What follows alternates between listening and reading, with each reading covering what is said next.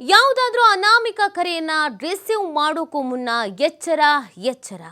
Digital arrest ನೆಪದಲ್ಲಿ ಕೋಟಿ ಕೋಟಿ ರೂಪಾಯಿ ವಂಚನೆ ಮಾಡಲಾಗ್ತಾ ಇದೆ. ಬೆಂಗಳೂರಿನಲ್ಲಿ ಸಾಫ್ಟ್ವೇರ್ ಇಂಜಿನಿಯರ್ಗೆ ಕೋಟಿ ಕೋಟಿ ವಂಚಿಸಲಾಗಿದೆ. ಬರೋಬ್ಬರಿ 11,83,55,000 ರೂಪಾಯಿ ವಂಚಿಸಲಾಗಿದೆ. ವಿಜಯ್ ಕುಮಾರ್ ಕೆಎಸ್ ಎಂಬ ಸಾಫ್ಟ್ವೇರ್ ಉದ್ಯೋಗಿಗೆ ಧೋಖಾ ಮಾಡಲಾಗಿದೆ.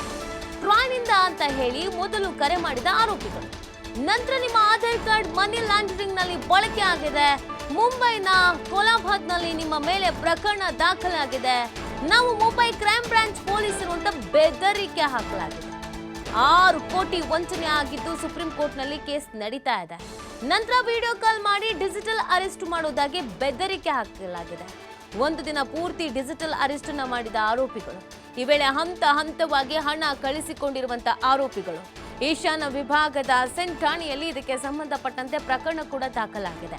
ಇತ್ತೀಚಿನ ದಿನಗಳಲ್ಲಿ ಈ ತರದ ಪ್ರಕರಣಗಳು ಹೆಚ್ಚಾಗ್ತಾ ಇದೆ. ಮೈಯೆಲ್ಲ ಕಣ್ಣಾಗಿರ್ಲಿ, ಯಾರೇ ಕಾಲ್ ಮಾಡಿದ್ರು ಪಿಕ್ ಮಾಡಬೇಡಿ. ಅಂದ್ರೆ ಅನ್ವನ್ ನಂಬರ್ ಇಂದನೋ ಅಥವಾ ನಮಗೆ ಅನುಮಾನ ಬರುವಂತ ನಂಬರ್ಸ್ಗಳಿಂದಲೋ ಬಂದಾಗ ಬಹಳ ಎಚ್ಚರಿಕೆಯಿಂದ ಇರಿ. ಮಾತನಾಡುವಂತ ಸಂದರ್ಭದಲ್ಲಿ ಜಾಗರೂಕತೆಯಿಂದ ಇರಿ ಅನ್ನೋದನ್ನ ಸರ್ಕಾರ ಕೂಡ ತಿಳಿಸ್ತಾ ಇದೆ. ಈಗೆಲ್ಲ ನೀವು ಗಮನಿಸಿರ್ಬೋದು, ನೀವು ಯಾರಿಗಾದ್ರೂ ಕಾಲ್ ಮಾಡಿದ್ರು ಫಸ್ಟ್ ಡೀಟೇಲ್ಡ್ ಆಗಿ ಇದನ್ನ ಹೇಳಲಾಗ್ತಾ ಇದೆ. ಯಾರು ನಿಮಗೆ ಕಾಲ್ ಮಾಡಲ್ಲ, CBI ಅಂತನೋ ನಿವೃತ್ತ ಜಡ್ಜು ಅಂತನೋ ಅಥವಾ ಇನ್ನೊಂದು ಹೆಸರು ಹೇಳ್ಕೊಂಡು ನಿಮ್ಗೆ ಯಾರು ಕಾಲ್ ಮಾಡಲ್ಲ, ಮಾಡಿದ್ರು ಬಹಳ ಎಚ್ಚರಿಕೆಯಿಂದ ಮಾತನಾಡಿ ಅನ್ನುವಂಥ ಕಾಲರ್ ಟ್ಯೂನ್ಗಳೇ ಬರ್ತಾ ಇದೆ. ಅಂದ್ರೆ ಅಷ್ಟರ ಮಟ್ಟಿಗೆ ಜನರಿಗೆ ಇದರ ಬಗ್ಗೆ ಮನವರಿಕೆ ಮಾಡಿಕೊಳ್ಳುವಂತಹ ಒಂದು ಕೆಲಸಕ್ಕೂ ಕೂಡ ಮುಂದಾದ್ರೂ ಕೆಲವರು ಗೊತ್ತಿದ್ದು ಮಾಡ್ತಾ ಇದ್ದಾರೆ. ಅದರಲ್ಲೂ ವಿದ್ಯಾವಂತರೇ ಹೋಗಿ ಹಳ್ಳಕ್ಕೆ ಬೀಳ್ತಾ ಇರೋದಿದೆಯಲ್ಲ, ಇದು ನಿಜವಾಗ್ಲೂ ಕೂಡ ಬೇಸರದ ಸಂಗತಿ.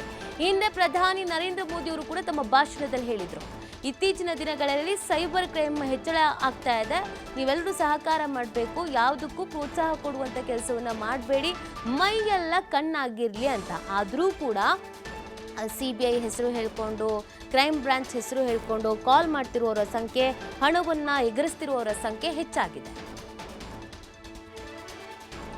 ಈ ಬಗ್ಗೆ ಮತ್ತಷ್ಟು ಮಾಹಿತಿಯನ್ನು ನೀಡ್ತಾರೆ ನಮ್ಮ ಪ್ರತಿನಿಧಿ ಸಂತೋಷ್. ಇತ್ತೀಚಿನ ದಿನಗಳಲ್ಲಿ ಡಿಜಿಟಲ್ ಅರೆಸ್ಟ್ ಆಗಿರ್ಬೋದು, ಈ ಕ್ರೈಮ್ಗಳು ಹೆಚ್ಚಾಗ್ತಾ ಇದೆ. ಆದರೂ ಕೂಡ ಗೊತ್ತಿದ್ದು ಯಾವ ಕೆಲಸ ಆಗ್ತಾ ಇದೆ.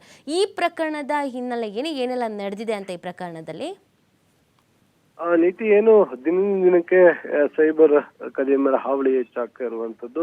ಸೊ ಇಲ್ಲೂ ಕೂಡ ಅದೇ ರೀತಿ ಆಗಿರುವಂತದ್ದು ಅಂತ ಹೇಳಿದ್ರೆ, ಒಂದಲ್ಲ ಒಂದು ಟ್ರಾಯ್ ಹೆಸರನ್ನ ಬಳಸ್ಕೊಂಡಿದ್ದಾನೆ ಇಲ್ಲಿ ಸೈಬರ್ ಕಳ್ಳರು ಏನಿದೆ ಅವರು ಟ್ರಾಯ್ ಹೆಸರನ್ನ ಬಳಸ್ಕೊಂಡು ಇವ್ರನ್ನ ಬೆದರಿಸಿರುವಂತದ್ದು.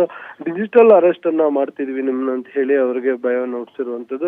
ಸುಮಾರು ಹಂತವಾಗಿ 11 ಕೋಟಿ ಅಷ್ಟು ಹಣವನ್ನು ಕೂಡ ಅವರು ಈ ತರ ಬಳಿಯಿಂದ ತೆಗೆದುಕೊಂಡಿರುವಂತದ್ದು. ಅಂದ್ರೆ ಎಲ್ಲೋ ಒಂದ್ ಕಡೆ ಪ್ರತಿನಿತ್ಯ ಸೈಬರ್ ವಂಚಕರ ಹಾವಳಿ ಹೆಚ್ಚಾಗ್ತದೆ. ಇದ್ರ ಬಗ್ಗೆ ಅರಿವು ಮೂಡಿಸುವಂತ ಕೆಲಸಗಳು ಕೂಡ ಜಾಸ್ತಿ ಆಗ್ತದೆ.